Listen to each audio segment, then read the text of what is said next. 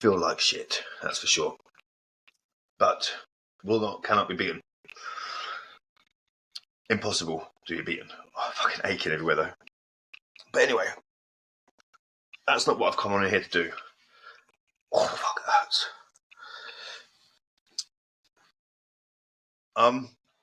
I saw something earlier. I just recorded what would have been my. Well, I've just done my script, but then I couldn't get to my scripts that I've done and blah, blah, blah. So it made me think to myself, there's a reason why it's not letting me have that. And that's because what I had to say had value and needed to be said. So rather than going off, making sure I stick to the script, I may go off on a tangent because I'm not scripted, but there you go. This is what I do. And I think first things first, talking about child to parent abuse, right? Child to parent abuse. Child to parent abuse, right? I first heard of this or come across this.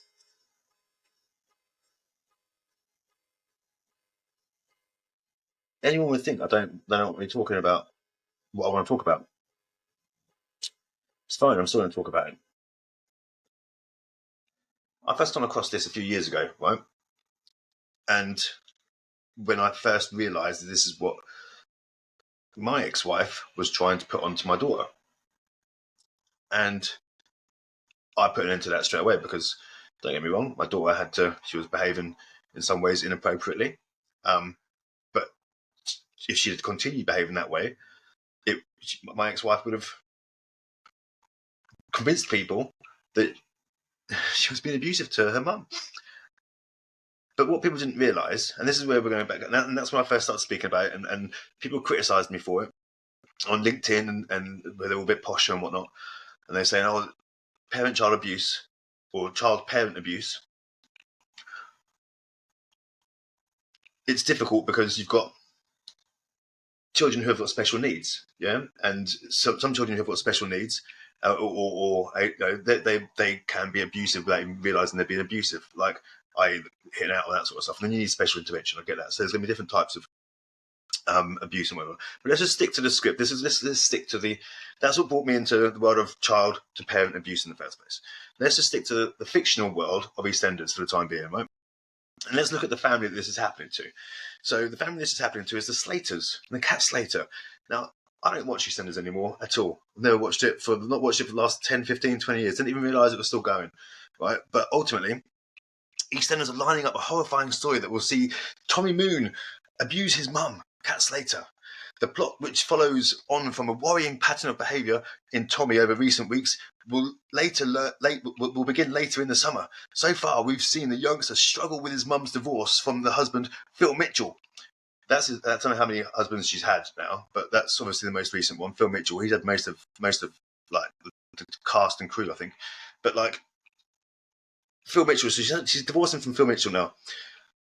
To make an attempt to reunite them, the pair broke up when his sister, Sam, Kim Metcalf, revealed he'd had an affair with Emma Harding, Patsy Kensit, and then fled with thousands of pounds of his cash. However, with Phil distancing himself from the family and Kat adamant that they're over, this has fell on flat ears. Well, hang on a minute. This is a kid who's 13. This is a kid who is 12, 13 years old. And he's having to deal with all this shit, right? Just hang in there with me, right? So following that, his behaviour has spiraled out of control when he was caught shoplifting. Shoplifting. Terrible, terrible, terrible shoplifting from the Minute Mart. Tommy, who also bunked off school and avoided his summer job at the laundrette, causing arguments to erupt with his adoptive dad, Alfie.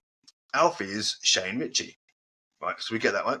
So that's his adoptive dad, right? So he's got his dad, who I'm assuming is Phil Mitchell, and then he's got his adoptive dad, which is Alfie. Fucking hell, mate. And then, so he's been caught in the middle of all of this, right? In tonight's 23rd of July, I didn't watch it, didn't see it, I've only just seen this newspaper article afterwards. Tonight's episode, he spun a story that Kat wanted Phil back, giving him false hope that Kat ordered Tommy home, where he punched her in the stomach, and he pushed her into the floor in retaliation. And she pushed him onto the floor in retaliation. As the story progresses, we'll see him and his behaviour and his behaviour. We'll see him use his behaviour to dominate the cat's life and the effects that it has on their dynamic, as well as the wider Slater Moon clan. Right, now, forgive me for this, right, again? Speaking, for first things, why does it have to be a man? Why does it have to be a boy? Why is it a boy? Why is it a man? First question, right? Speaking of the story, executive producer Chris Crenshaw said, Kat's well known in Albert Square for her no-nonsense attitude and fiery temper, but this storyline will explore how Tommy manipulates Kat's unequivocal love for her son to exert his anger and elicit control. You just said something right there, right? Exert his anger and elicit control. No one should control anybody, that's for sure. No one should be controlling anybody, right? But you're talking about child-parent abuse. We're products of our environment, right? So why is no one having a go at no one having a go at the mum or the dad or the people who are meant to be parenting these children? Because it's all well and good saying child-to-parent abuse. Fine, I get that. But he's a product of his environment.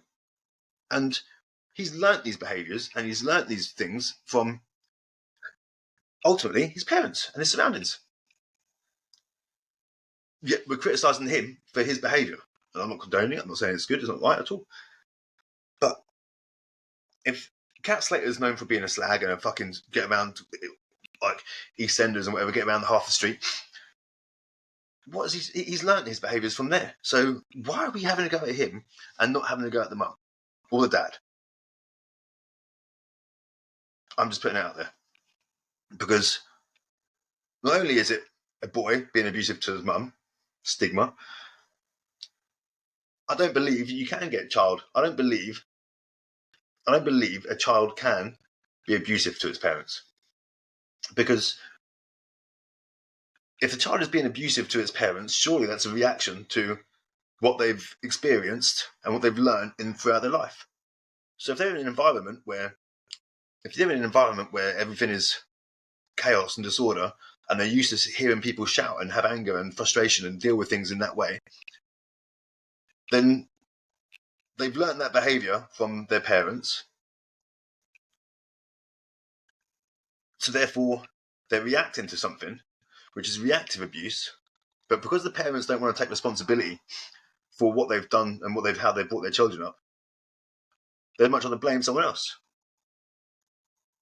And that's what the reality of this story is. We've got people now coming up, someone knows someone in EastEnders somewhere who's written a script and says, let's just bring this to the surface because this is really bad, this is really what's happening.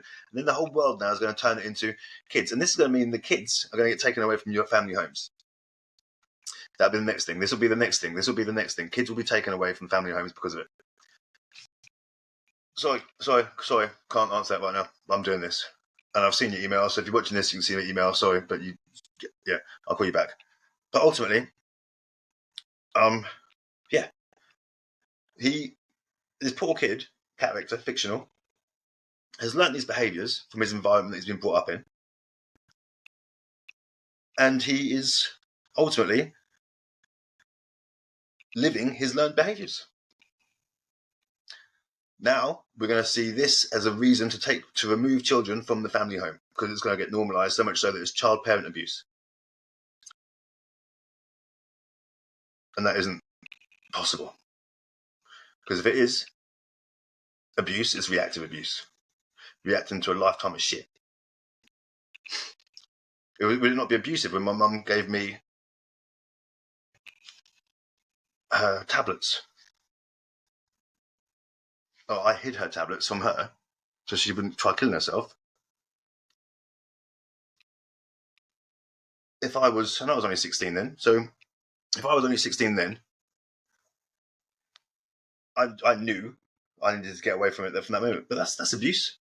But no one's going to knock on her door and say, oh, you're a shit parent. No, you won't. So this is what I'm saying. Before long, if that has to happen to somebody else, and I can just put so many situations, so much of my childhood, so much of that into modern day world. There's no way in the world. I mean, I don't know in today's world as well now, definitely. There's no way that they would have let a 16-year-old look after the family the way I looked after my family. No way. But not only because I did it wrong, or just turned the house into a party house, but